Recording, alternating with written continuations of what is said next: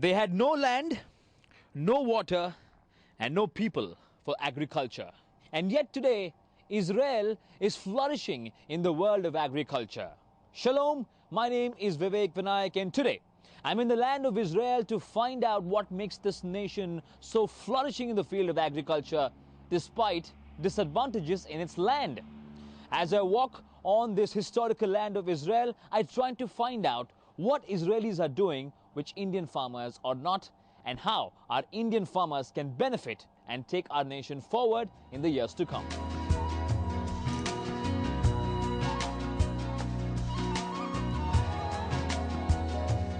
It is called the Promised Land.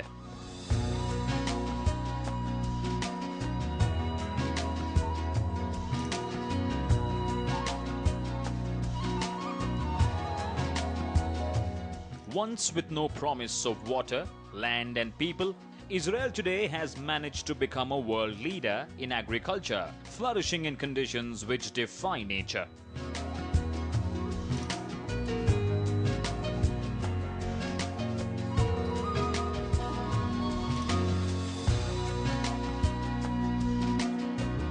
So how do the Israelis harvest crops in scarce water conditions? What magic do they do to their soil to reap a rich harvest? And just how do they have the most successful farmers in the world?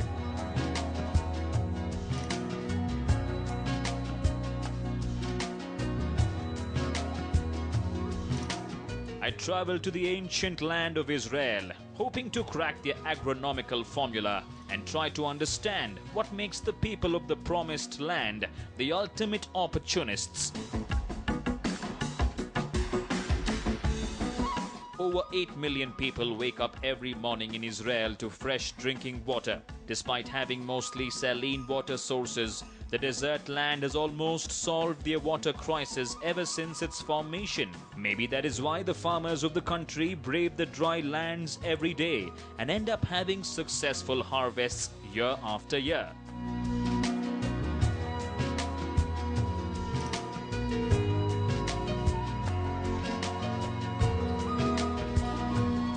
But how do the people of the land use salt water to cultivate crops, consume it, reap rich profits that feed the country and other nations in the world? The answer lies in their mentality of looking at problems as opportunities. The Israelis have developed a 3-step water management formula which has turned their biggest weaknesses into their incredible strength. I think it's part of the Israeli mentality. You know, in Israel, we look at problems as opportunities. So if there is no water, we will find a solution. We started by establishing a water carrier that took the water from north of Israel, from the Sea of Galilee, into the south of Israel, a desert area. Because of shortage of water, we have developed a very big desalination network in Israel, one of the biggest ones in the world. And the third thing would be recycling water. Most of the sewage water in Israel is recycled. While the seawater desalination solves the drinking water crisis, the Israelis are smart enough to understand that they cannot afford to spend scarce water resources and money on desalination for agriculture. So how do they get their water for crop cultivation?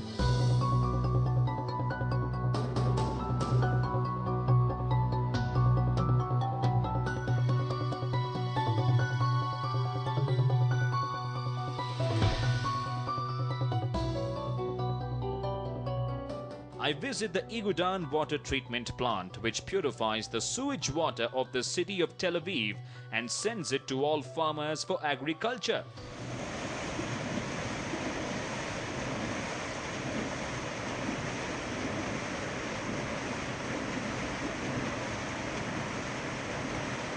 The plant literally converts the dirty sewage water for the entire city in a sophisticated plant into clean water and keeps a constant recycled flow into the fields of Israel. We take the sewage, the used water, we recycle them to the level of drinking water, and we can use them again. To help that, we've also built desalination plants. We take water from the sea, turning it to the level of drinking water, and today Israel is not lacking of water. We have so much water that we can even give to our neighbors. We give water to Jordan, and we even use it back to the aquifers, the rivers, and the sea to help it regain its strength.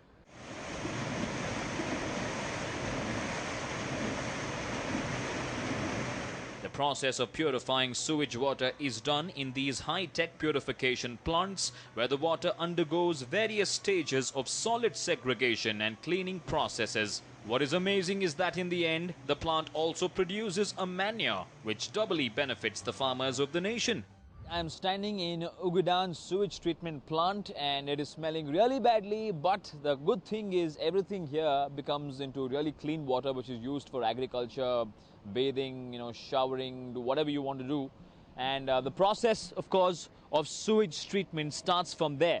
Those big pipes you see is the sewage pipes, the entire sewage of Tel Aviv, the neighboring areas, it comes there. And after it comes there, as we all know, sewage water can have a lot of other solid material like plastic, tissue papers, and all that is removed in that yellow building. In that yellow building, all the plastic or any solid waste is removed, of course, from the sewage water. And in that building as well, without oxygen, they kill a lot of bacteria. So they call it anaerobic stage, where they reduce the oxygen completely and kill all the bacteria. From there, it goes to those three cylindrical buildings you see, where in a biological reactor, almost 55,000 metric cube water is treated. Now, each reactor is equipped with 36 mechanical aerators. The wastewater enters the reactors together with recycled bacteria, and the bacteria digest the carbon and nutrients in the aerators, providing certain zones in the reactors with oxygen to drive the bacteria's digestive processes. And all that water accumulates here. And then again, it goes to large pools where it's further purified. And as we said, 85% of the water of Israel is recycled, and all this recycling water, it goes into agriculture use, it goes into bathing, showering, so many daily processes. Of course, for drinking water, they have a completely different plant, so we don't touch this for drinking water, even though it's completely pure. And that is how the farmers of Israel are benefiting. And what is amazing is all the solid they collect here is also created into manure. So it's not just recycled water, it's also manure we're producing. And that is what makes this entire sewage plant so amazing.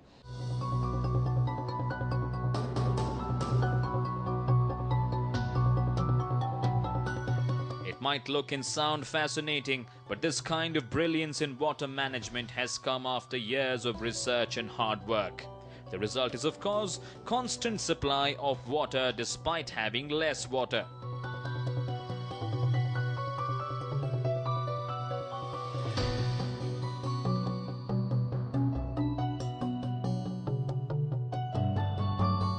But even water cannot help the infertile soil of the desert land. So how do the farmers of Israel manage to grow 90% of water fruits like watermelon in the desert? The answer to that is modifying the crop itself to suit the soil, and all of it is done scientifically.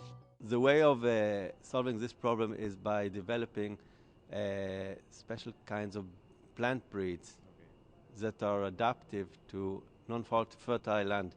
Actually, sometimes it creates better plants, because if you would check the watermelons and melons of south of Israel, the land isn't very fertile and the water is salty. But when the plants resist the salt water, sugar is created. So actually the watermelons of South Israel are one of the sweetest we have in all Israel. But are the farmers educated enough to understand the science of hybrid crops? Maybe yes, because scientists of Israel make weekly trips to farms and educate the farmers about modifying the crops to suit the infertile soil. Agronomists are constantly in touch with the farmers to help them understand the soil better. Scientists they are coming to the field to see in their own eyes issues which distract farmers in agriculture, some difficulties, and that's what we are proud about it. Farmers learn very quickly to respect the visits of those scientists in a way that they are asking questions, they are preparing even some questions, they want us they want to learn all the time.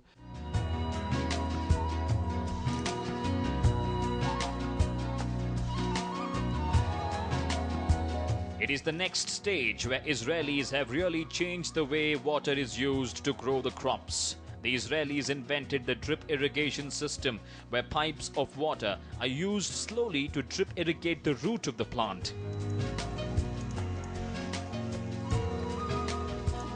This system saves water, goes deep into the roots of the crop and gives better yield to the farmers. Hence, the farmer is directed into a systematic and successful approach towards agriculture. Well, I'm standing in one of these tangerine orchids here in an Israeli farm, and I can't tell you how beautiful these tangerines look. It's a variety from a citrus family, and how amazing these plants look is the reason for that is, of course, the irrigation system. It's the drip irrigation system. There are pipes laid around the entire farm, and small holes are made in these pipes, and water slowly gets into the roots of the plants, and that is how the entire plant is growing so well. With not allowed to pluck or touch these, that I still did, but whenever I see these tangerines, I remember the song from Led Zeppelin 3, Tangerine.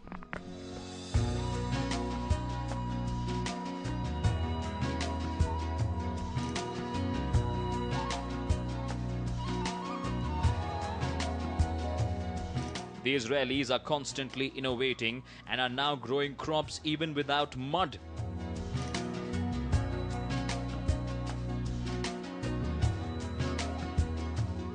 Yes, you heard that right. Using cocoa fibers from India. Certain crops are being grown under supervised environment, and the advanced system can be the future for countries with infertile lands.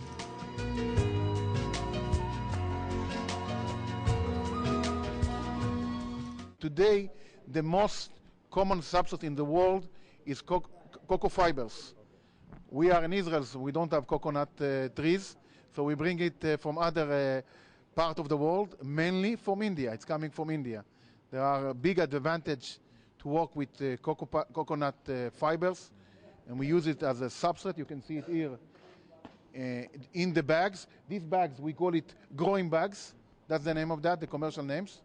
It's filled with cocoa peat, and we have a fully control on the environment that the root system is going to grow.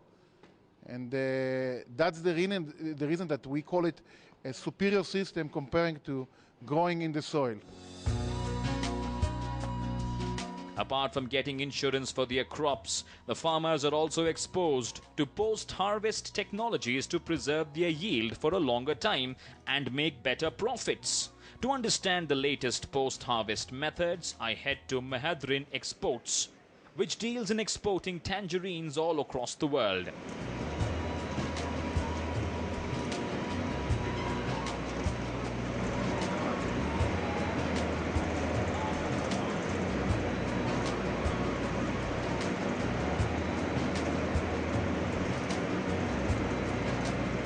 Here I meet Aviv Goren, who is a quality assurance manager. Here the fruits go through an intense quality check and are treated with natural substances to keep them fresh for a long time. He shares with us the methods of keeping the freshness of the fruit for longer, especially while exporting the fruits to foreign shores. The basic thing that you can use as post-harvest, according to my education and understanding, is washing it with hot water. In citrus industry, if you wash it only with hot water, depends on the temperature, you can prolong the shelf life because you actually disinfect the shell, okay, and help the fruit to survive more. But the most important thing is the application of wax, which is helping to preserve the life.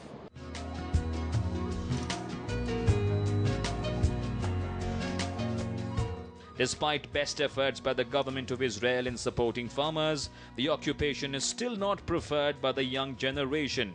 Even with agro-technology supporting Israel, agriculture is hard work, and many want to make more and easier money by choosing other fields.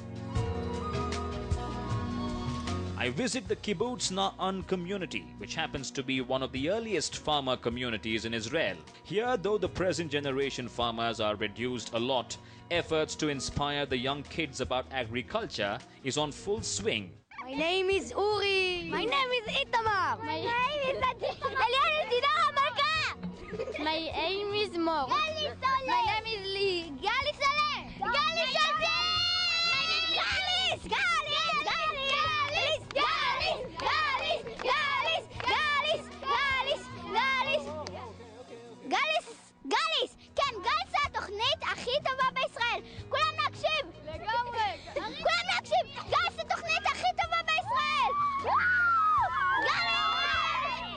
So the first chapter of prosperous agriculture can be attributed to the Kibbutz-Na'an community, which started in the late 1950s, of course. And in those times, the farmers of Israel really made this community to come together to share thoughts about farming and to really improve farming. And ever since then, they've built this community center, which gives them free housing, free education. Of course, it started like that in those times, and today from 100% farmers, it's become 40% farmers because, of course, the present generation has extended their interest in other fields like engineering and medicine. But what is amazing about this community center, Kibbutz Na'an, is the children have always come together, and every evening the farmers' children come and they play like this, and they remember the old times. That is, the farmers have to stay united. If the farmers of the country stay united, anything is possible.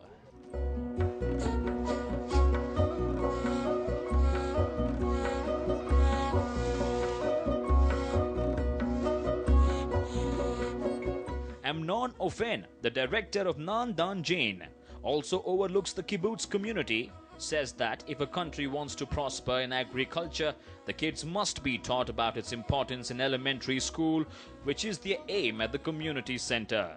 Expose the new agriculture to the young generation and starting to do it from elementary school, to build in elementary school and high school some demo greenhouses farming that the young generation will be able to expose and to understand that they can connect the new technology with smartphone and to operate a greenhouses or open field of irrigation.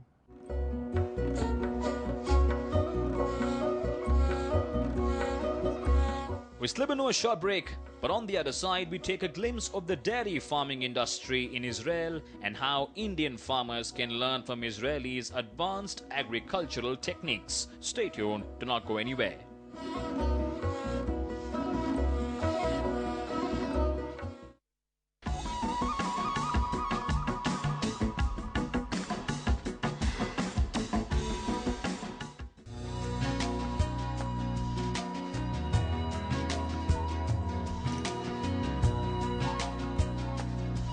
The land of Israel is mentioned in the Torah, the holy book of the Jews, or known by Christians as the Old Testament. It is written in the Old Testament that when God spoke to Moses at the burning bush, he informed him that he would redeem the Israelites and bring them to a good and spacious land, a land flowing with milk and honey.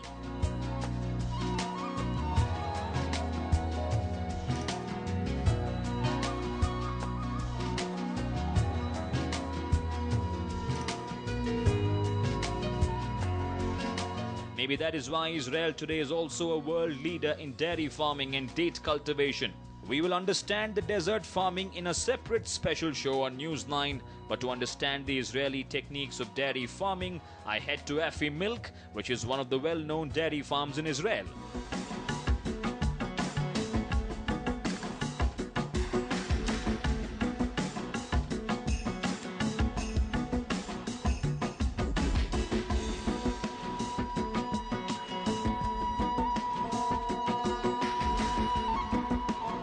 Here I meet Daniel Werner, a man who overlooks the entire dairy farm and shows me the special cows they breed called as Holstein Friesian.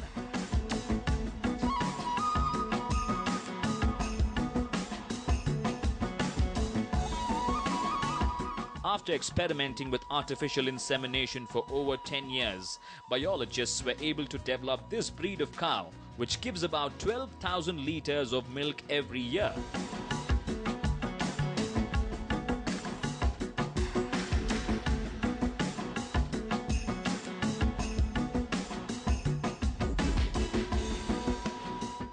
While all the milk is used for the local market, the manure is collected and processed for the farmers. The cows here get a special mix of food and are also kept under specially mechanized sheds, which help the cows produce more milk.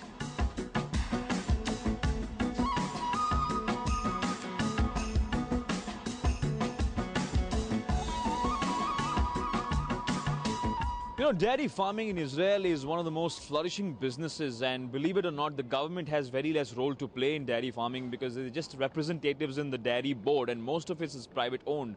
Today I'm standing in Afi Milk Dairy Farm, and of course these are the cows which give Israel all their milk.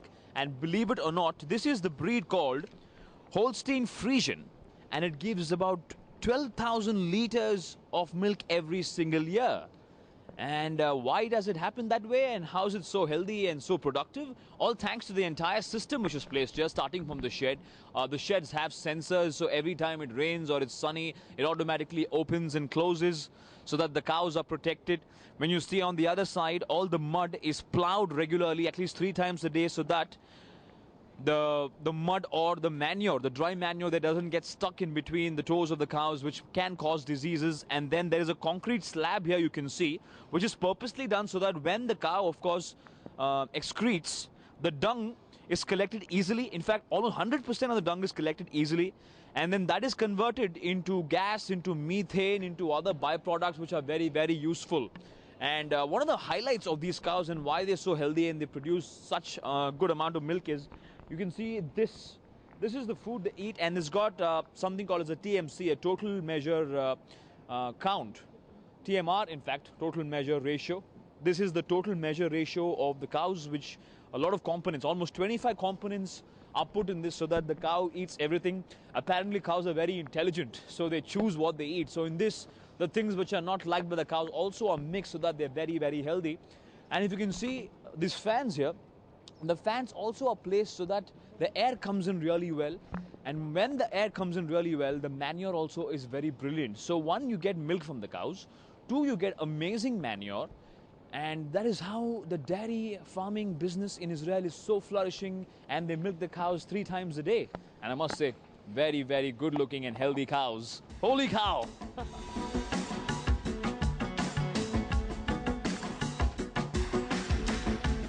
But breeding a cow so profitable was definitely a hard task. Daniel confirms that it took years and years of experimenting to produce the Holstein Friesian breed of cows, which have become the face of the Israeli dairy business.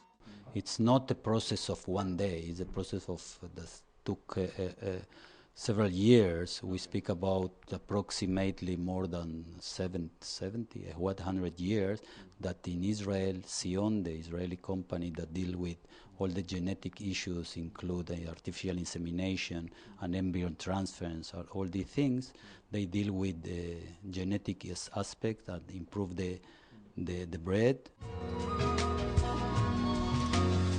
Whether it is recycling and desalination of water, using drip irrigation, or involving agronomists in farming, or introducing agriculture lessons in elementary school, Israel today has become so rich in agronomical knowledge that the country now wants to share its lessons with other countries as well. But how is Israel doing it?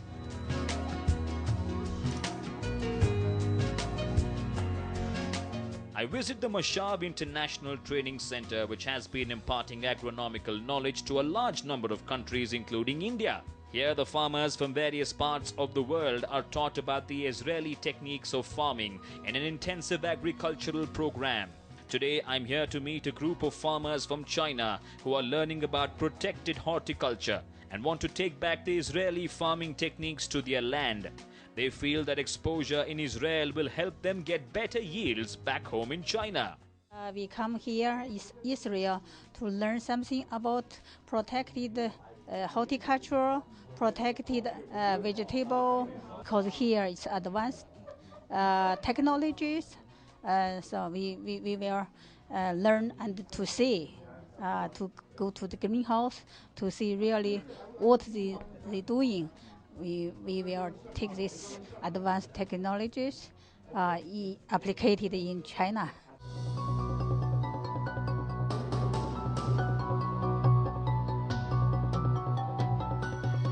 Though the Mashav trains farmers from all across the globe, the center awaits more farmers from India. India is a land of farmers with 65% of the population involved in agriculture. Yet, the full potential of agriculture is not being utilized in our country. Most farmers still use primitive methods of farming and lack ideas to improve their produce to get better profits.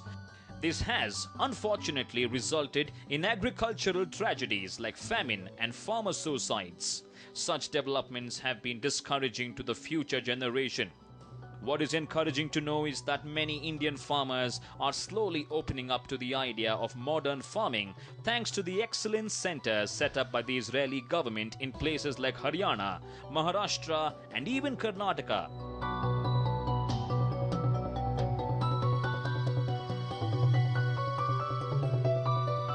The central and most important commercial and professional activity of the Centers of Excellence is the production of high-quality, healthy, virus and pest-free saplings and plug seedlings.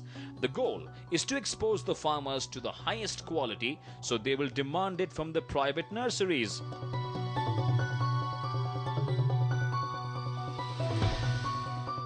These excellence centers have nurtured many success stories for the Indian farmer and continue to do so. In the coming years, the number of excellence centers is set to increase in India, especially in Karnataka. Confirming the good news to me is the Agricultural Minister of Israel, Mr. Uri Ariel, that next year his visit to India would be monumental in taking the Indo-Israel relations forward, and he would initiate setting up more excellence centers in India, giving opportunities for the Indian farmer a chance to stay in touch with modern agricultural techniques.